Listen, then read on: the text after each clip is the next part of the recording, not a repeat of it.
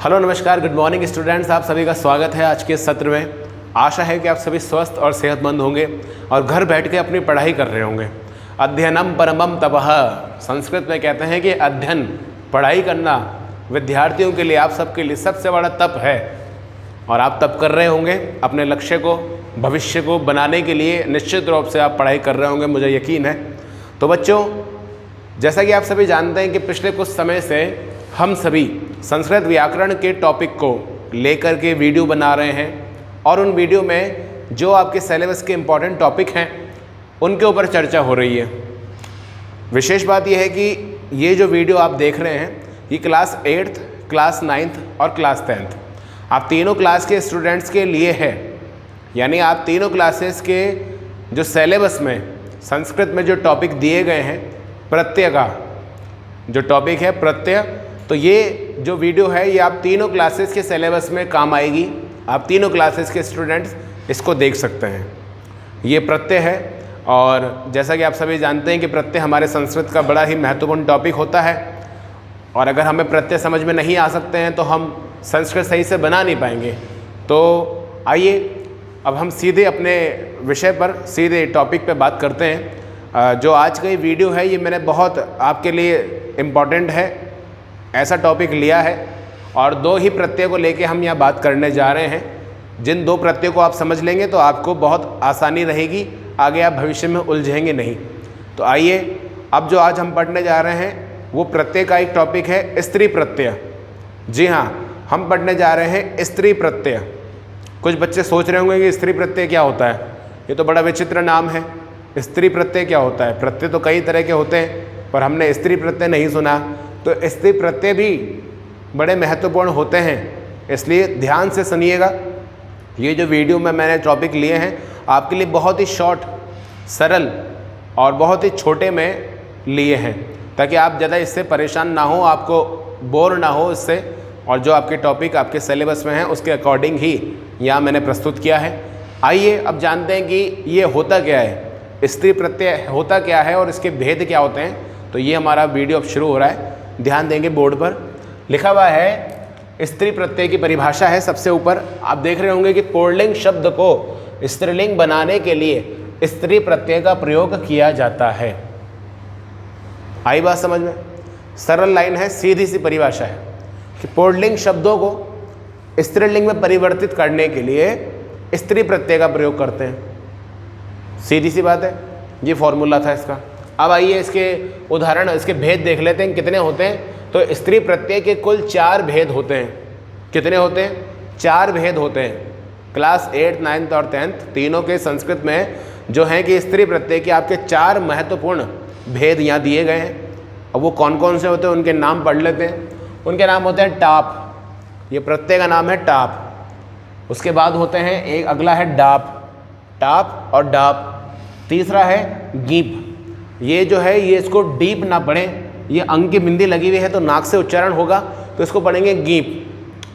ग है गीप, ऐसा पढ़ेंगे, इसको डीप नहीं पढ़ेंगे, इसको गीप पढ़ेंगे। और फिर इसके बाद चौथा है हमारा गीश। कौन सा है? गीश प्रत्यय है।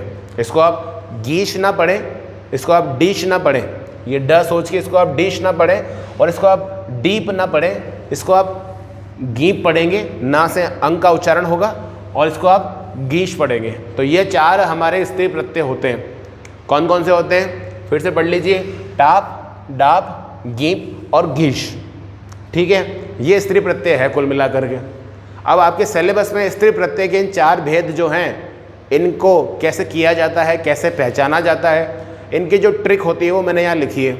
बहुत सरलता से लिखी है, छोटे छोटे फॉर्मूले हैं, इनको अच्छे से आप समझ लेंगे, याद कर लेंगे तो आपको स्त्री प्रत्यय में कोई परेशानी नहीं आने वाली है।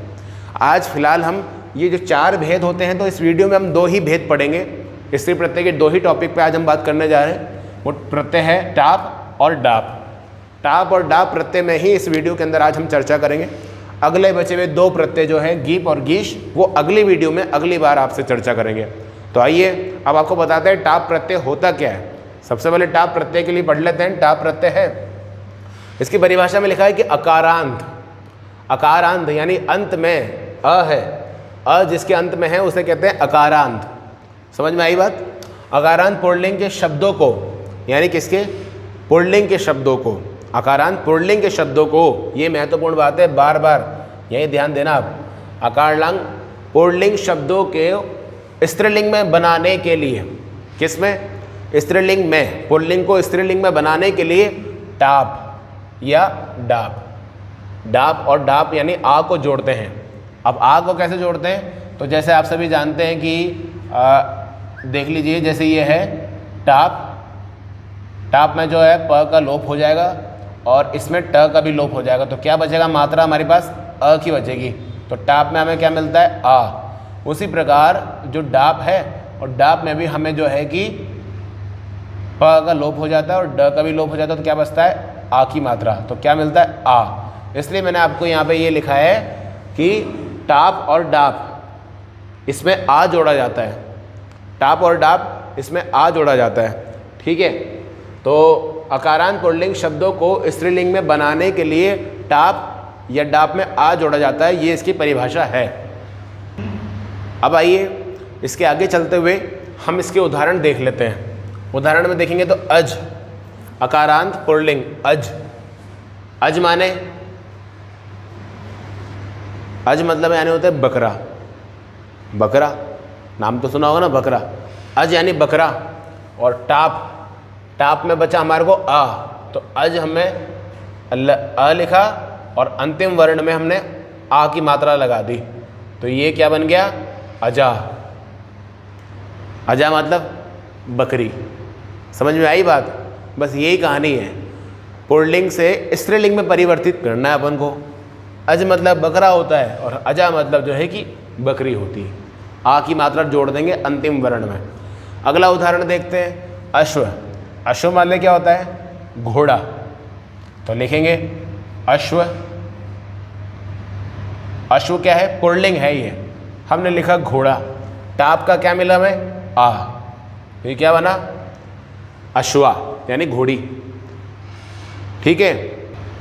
अब आइए, अब तीसरा वाला फॉर्मूला उदाहरण इसका जो है कि देख लेते हैं। वृद्ध, वृद्ध मतलब बूढ़ा, पुल्लिंग है ना, वृद्ध मतलब होता है बूढ़ा, पुल्लिंग में बोलते हैं इसको।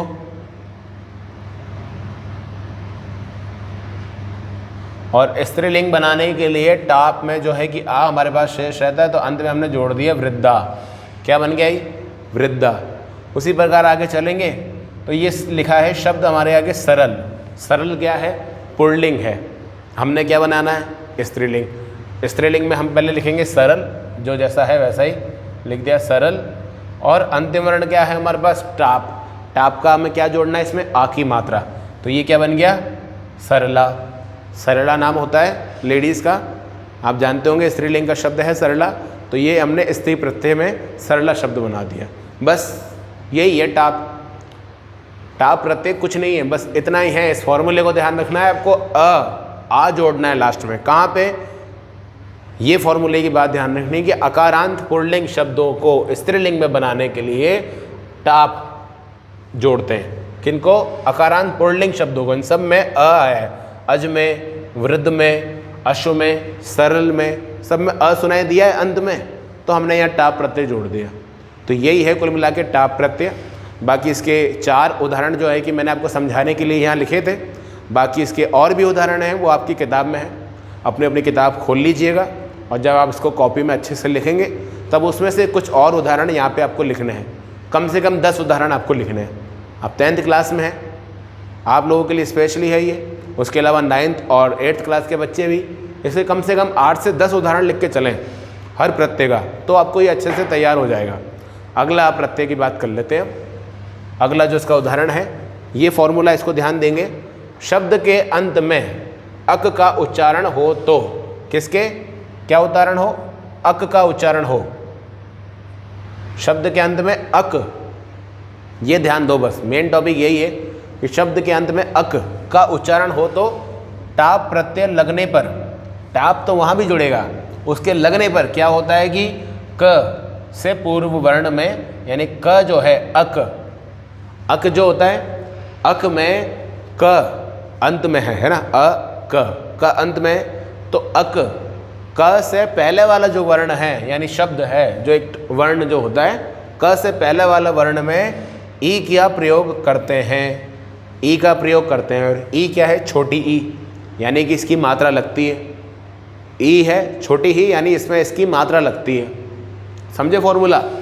बोला गया है कि शब्द के अंत में अक, अ और क का उच्चारण हो तो टाप, टाप जो है उस प्रत्यय के लगने पर क से पूर्व वर्ण में, क से पहले वाले जो शब्द वर्ण है उसमें ई का प्रयोग करते हैं, यानी ई की मात्रा लगाते हैं। कैसे करते हैं? तो उदाहरण समझते हैं। ऐसे करते हैं। सबसे पहले लिखा है सेवक, सेवक हमने लिख दिया। अब ध्यान दो, सेवक क्या लिखा हुआ है? सेवक। अक सुना आ रहा लास्ट में? तो फॉर्मूला क्या कह रहा है कि अक का उच्चारण हो तो, हो रहा है ना? शब्द के अंत में सेवक, अक की आवाज आ रही है, साउंड हो रहा है, तो अक का उच्चारण हो तो क से पूर्व में। अब यहाँ क है, क से पूर्व यानी पहले में, यानी व में। यहाँ इस व में ई का प्रयोग करते हैं, यानी इसको ई की मात्रा लगा दी जाएगी। तो ये क्या बन जाएगा? सेविक। अब आइए टाप प्रत्यय पर।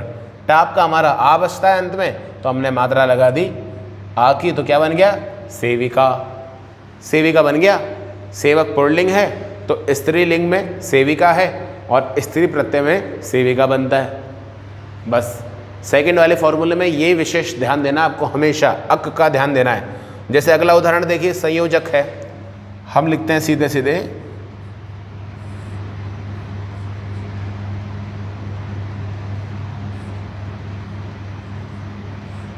हमने लिख दिया संयोजक। ऐसा का ऐसा लिख दिया। फॉर्मूला क्या कहता है कि अक का उदाहरण हो, अक जो है इसका उच्चारण हो तो टाप प्रत्यय लगने पर क से पहले वाले में वापस ई का प्रयोग होगा। संयोजक, जक में भी अक सुनाई दे रहा है, तो इसमें क से पहले यानी ज में ई का प्रयोग, यानी छोटी ई की मात्रा का प्रयोग हो गया। और हमारे पास है टाप, टाप का हमारे पास आ बचता है, तो हमने जोड़ दिया क में आ। तो क्या बन गया? संयोजिका। क्या बना ये? संयोजिका। संयोजक पुल्लिंग शब्द है और स्त्रीलिंग में संयोजिका है, तो स्त्री प्रत्यय में संयोजिका बनता है। अगला उदाहरण देखते हैं एक और, श्रावक। श्रावक है, श्रावक में भी अंत में हमें क्या सुनाई दे रहा है? अक। तो लिखेंगे पहले वैसा का वैसा लिखते हैं, श्रावक लिख दिया। अब यहाँ पे छोटी ई की मात्रा का प्रयोग करना है, किसमें? क से पहले। क से पहले हमने छोटी ई की मात्रा का प्रयोग कर दिया, तो ये क्या बन गया? श्राविक। क्या बन गया? श्राविक। हमने स्त्री प्रत्यय बनाना है और हमारे पास टाप बचा है, तो टाप में क्या हमारे पास शेष रहता है? आ की मात्रा लगा दो, क्या बन गया? श्राविका। ठीक है, श्रावक पुल्लिंग था और श्राविका जो है स्त्रीलिंग है। उसी प्रकार अब अगला वाला फॉर्मूला देखते हैं जो कि अंतिम है, और इस फॉर्मूले के क्या उदाहरण को, इस उदाहरण को देख के आपको कंफर्म हो जाएगा कि ये इसमें टाप प्रत्यय है क्या। चालक। चालक जैसे कि सब जानते हैं, ड्राइवर होता है जिसको बोलते हैं चालक। चालक होता है पुल्लिंग। अब चालक में भी लक, अंतिम दो वर्ण है लक, सुनाई दे रहा है अक। उसी प्रकार अब पहले यहाँ लिख दो पूरा चालक। ठीक है, अब अक क से पूर्व वाले वर्ण में यानी ल में ई का प्रयोग होगा, तो हमने ई बना दिया यहाँ। ये क्या हो गया? चालिका, क्योंकि आ हमने डायरेक्ट जोड़ दिया, तो ये बन गया चालिका। ठीक है, चालिका जो है कि स्त्रीलिंग का शब्द है, स्त्री प्रत्यय है ये। बस टाप प्रत्यय के महत्वपूर्ण दो ही आपके सामने जो है कि फॉर्मूले थे, सूत्र थे जो मैंने यहाँ लिखे हैं। बस इसी के इर्द गिर्द यानी कि इसी के आसपास मिलते जुलते ही आपके सिलेबस में क्लास 8, 9 और 10 के स्टूडेंट के एग्ज़ाम में और आपके सिलेबस में बुक में आते हैं। आशा करता हूँ कि ये टाप प्रत्यय आपको समझ में आ गया होगा।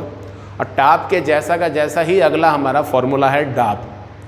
अब जो हम पढ़ने जा रहे हैं सेकंड वाला प्रत्यय है हमारा प्रत्यय नंबर 2 आज की वीडियो का, जो कि बहुत सरल है और काफ़ी हद तक ऊपर वाले टाप प्रत्यय से मिलता जुलता है। तो आइए अब अगला डाप प्रत्यय पढ़ते हैं। अब डाप प्रत्यय में आप देखेंगे कि इसमें भी हमारे पास आ शेष रहता है। ठीक है ना, प का लोप हो जाता है, ड का लोप हो जाता है और आ की मात्रा यानी ये रह जाती है। तो क्या बच जाता है हमारे पास? आप बच जाता है, डा प्रत्यय में भी आ बच जाता है। तो ध्यान देंगे कि लिखा है मनंत। मनंत मतलब जिसके अंत में मनंत, म अंत में जिसमें म आता हो, तथा अनंत जिसके लास्ट में अन आता हो, मन आता हो या अन आता हो। ठीक है, मनंत या अनंत यानी जिन शब्दों में अंत में मन या अन का उच्चारण होता हो उन शब्दों में डा प्रत्यय लगता है। ये ध्यान दीजिएगा। एक ही फॉर्मूला है जो आपके सिलेबस में उदाहरण आते हैं, जो टॉपिक आए हैं उनमें एक ही विशेष फॉर्मूला है आपके लिए।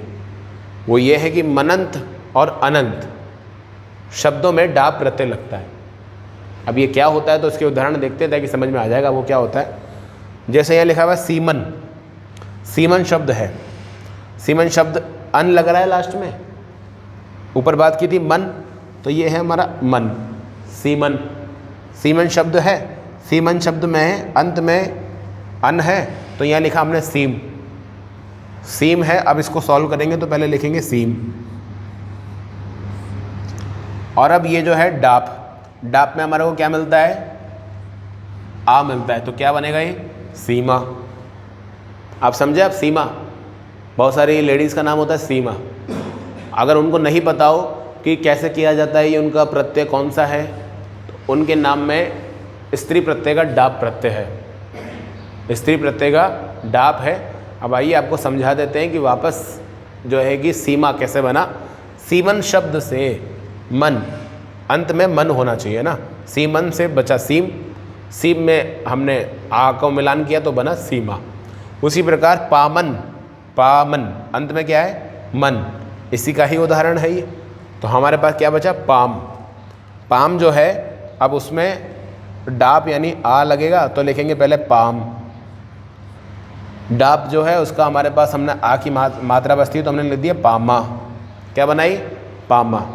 अब उसी प्रकार आगे चलेंगे तो शब्द है बहुराजन, बहुराजन शब्द है। बहुराजन का भी लास्ट में देखेंगे हम अन आ रहा है सुनने को। यहाँ राजन में क्या सुनाई दे रहा है हमको, अन। पहले ऊपर क्या सुनाई दे रहा था इन दोनों में उदाहरणों में, मन। इस बार क्या सुनाई दे रहा है, अन। तो हमारे पास ये टॉपिक है मन और अन, ये शब्दों के अंत में आना चाहिए। तो यहाँ ये वाला अन आ रहा है, बहुराजन, अन सुनाई दे रहा है। तो ये बहुराज में, तो ये हमारे पास बचा बहुराज। अब बहुराज में हमने क्या जोड़ दिया, डाप। तो डाप प्रत्यय से क्या बनता है, क्या बचता है हमारे पास, आ। तो ये क्या बनेगा, बहु राजा। क्या बना, बहु राजा, ये बना। आया समझ में। बस यही है मेन उदाहरण इसके कि मनंत और अनंत हो तो वहाँ पर जो है कि डाप प्रत्यय हो जाता है, जैसा आपके सिलेबस में दिया हुआ है। आशा करता हूँ कि ये दो प्रत्यय आपको समझ में आए होंगे। नहीं आए होंगे तो उसकी घर में प्रैक्टिस कीजिए।